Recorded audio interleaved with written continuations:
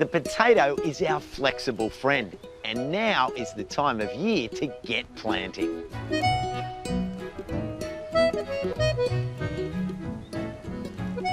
I'm going to do something a bit different.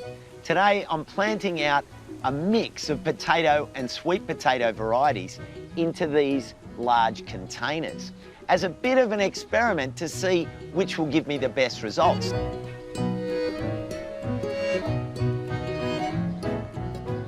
Now, traditionally, potatoes get put into a patch like this.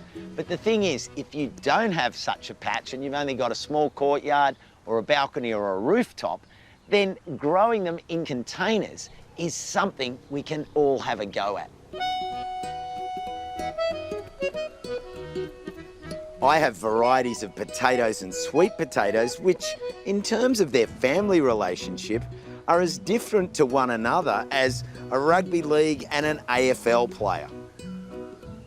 Potatoes are from the nightshade family that includes eggplant, peppers and tomatoes. Sweet potatoes are related to vegetables like spinach.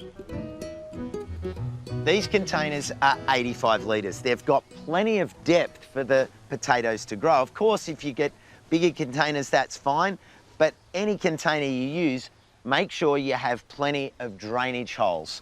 The advantage of containers is that you can push them around to chase the sun if you've got shade in your garden. You're best growing potatoes from certified seeds rather than shop-bought potatoes to avoid disease and pests. I ordered these online, but you can get them from your local garden centre. Now, choosing your potato, this is where it gets personal. How do you like to eat them? In a salad, roasted, or perhaps an all-rounder? Well, I've got all three here. The fast-growing and waxy Kipfler, which are great for roasting. The large and buttery Dutch cream, perfect for mashing. And the all-rounder Sebago. Now, the first step is to put a base layer in the pot, and that's made up of 50% compost and 50% potting mix. And I'm putting that in to a depth of about 10 centimetres.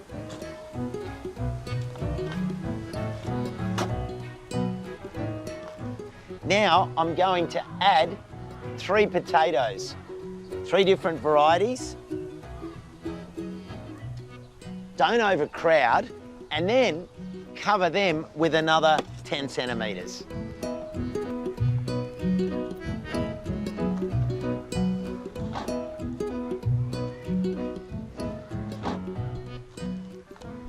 Now,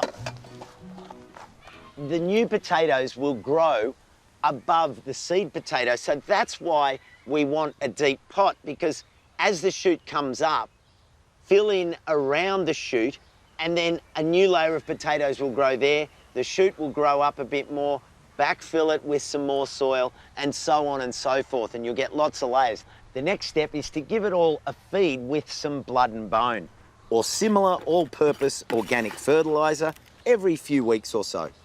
And then water that in. Generally water deep and don't let the soil completely dry out. Well, there you have it. Now, it's a matter of around about 3 to 5 months before we can start to harvest them. Some varieties grow a little bit quicker, but you'll know that they're ready when the leaves start to turn yellow and drop off. What I'm hoping to see out of this is which varieties grow well in these conditions and what sort of yields they deliver. Now for our sweet potatoes. These grow well in hot tropical environments, unlike the potato varieties I've just planted.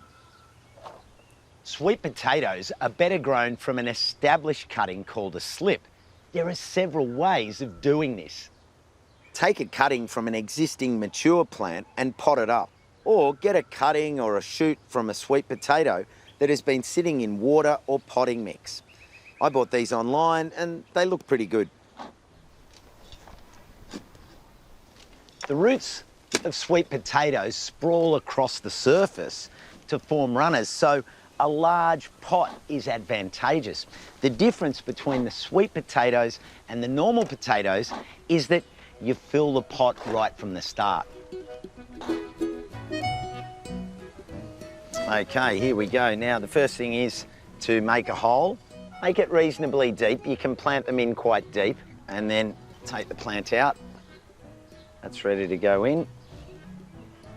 I'm putting 3 into this pot.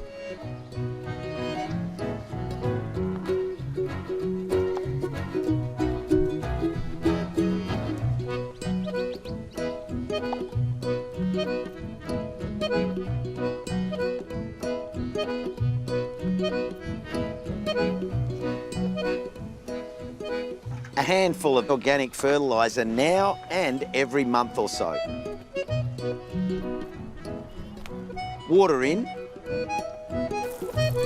Water deeply and regularly whilst growing, and they love full sun.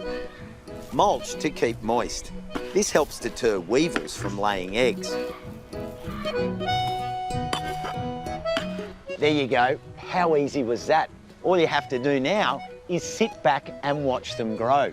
These 2 pots are low maintenance and hopefully they'll produce a bounty of goodness. I'm going to monitor them over the next few months and we'll come back and visit them later in the year.